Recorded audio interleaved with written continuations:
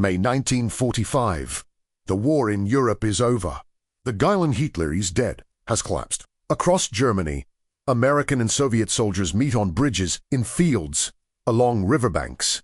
They shake hands. They pose for photographs. They drink together.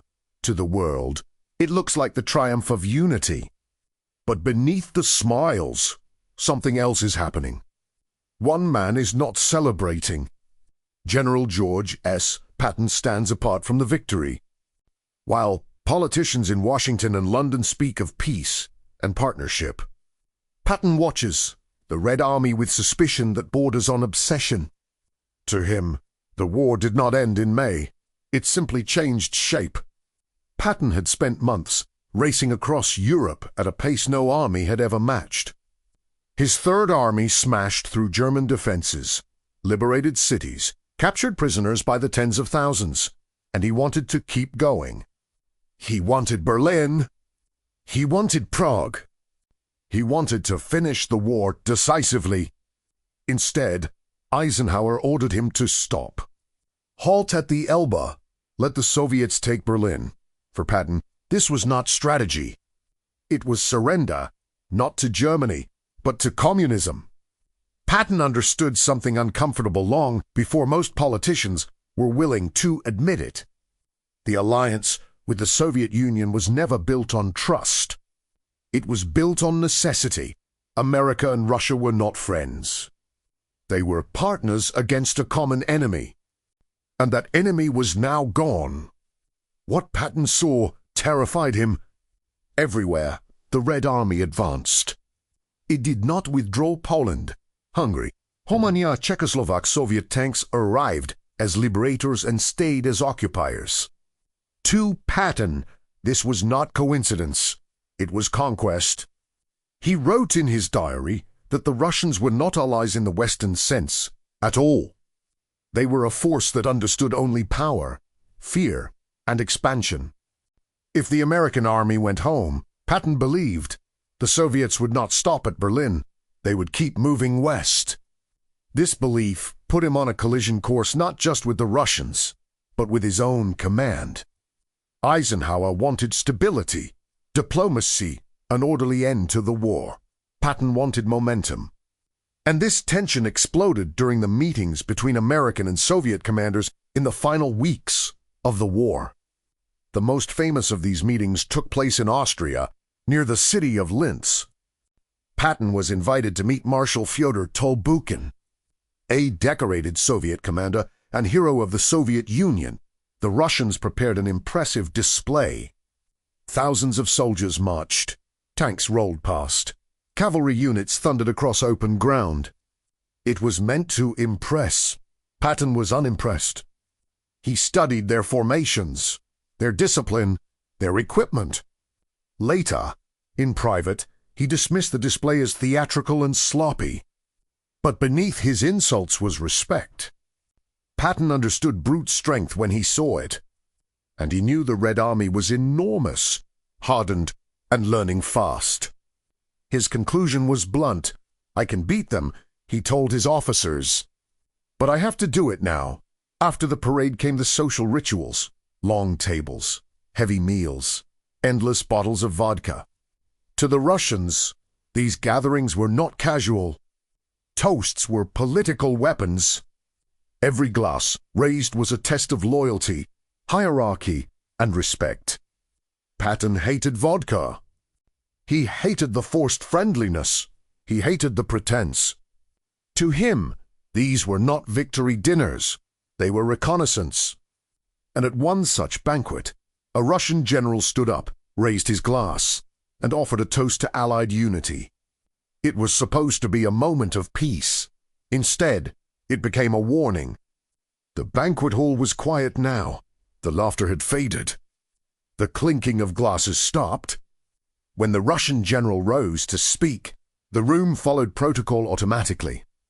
This was how things were done. A toast meant respect. A toast meant recognition. A toast meant peace, at least on the surface. The Soviet general raised his glass and spoke through an interpreter. He praised the courage of the Allied armies. He spoke of shared sacrifice. He spoke of unity after victory. And then he turned his gaze directly toward George S. Patton and waited. Everyone in the room understood what was happening. This was not just a toast. Was a testi. Patton did not reach for his glass. He stood slowly, deliberately. He looked at the Soviet general without smiling, without blinking. His voice was calm, controlled, and unmistakably final. "I will not drink with you." The room froze. In Soviet culture, refusing a toast was not a breach of etiquette. It was an insult of the highest order. It was public humiliation. It was a declaration of hostility. The interpreter hesitated, unsure whether he had heard correctly. Patton continued, "I will not drink with you or with any other Russian." The silence became suffocating. American officers shifted in their seats. Eisenhower's staff stared at the floor. This was no longer awkward. This was dangerous.